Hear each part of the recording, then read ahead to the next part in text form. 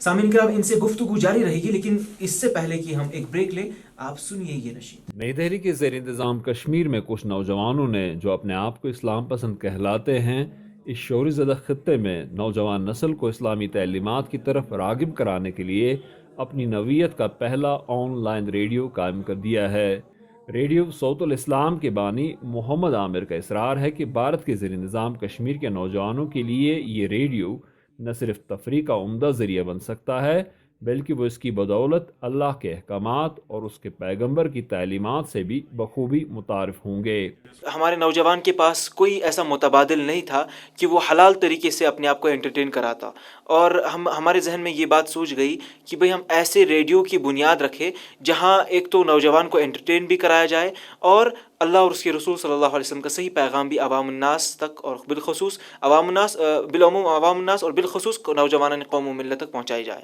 وہ نبیوں میں رحمت۔ میر ثاقب مشتاق، جو اس ریڈیو کی ٹیم کا حصہ ہیں، پہلے بالی ووڈ فلموں کے گانوں کے گلوکار تھے،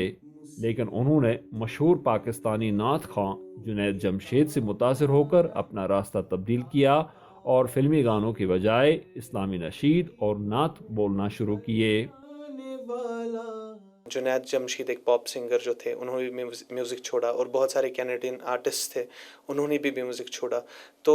مجھے لگا کہیں نہ تو کہیں ان کو ویسا لگا ہے پرپز آف لائف ہے کیا اصل میں، تو لائف آفٹر ڈیتھ، اس کے بعد لائف میں کیا ہونے والا ہے، زندگی کے ساتھ کیا ہونے والا ہے، تو those were the basic inspirations for me. اب جہاں ایک طرف ریڈیو چلانے والوں کی کئی حلقوں کی طرف سے پذیرائی ہو رہی ہے، محمد عامر کو چند دن پہلے کسی نامعلوم شخص نے فون کر کے دھمکی دی کہ وہ ریڈیو صوت الاسلام کو بند کر دیں یا نتائج بھگتنے کے لیے تیار ہیں۔ صحافی اور تجزیہ نگار شیخ عبدالقیوم کا کہنا ہے کہ آن لائن ریڈیو کے ذریعے اسلام کا پیغام پھیلے گا اور اسلام امن کا نام ہے۔ دیکھیے، ٹیکنالوجی تو دنیا میں ہر جگہ آ چکی ہے، تو ٹیکنالوجی کا جو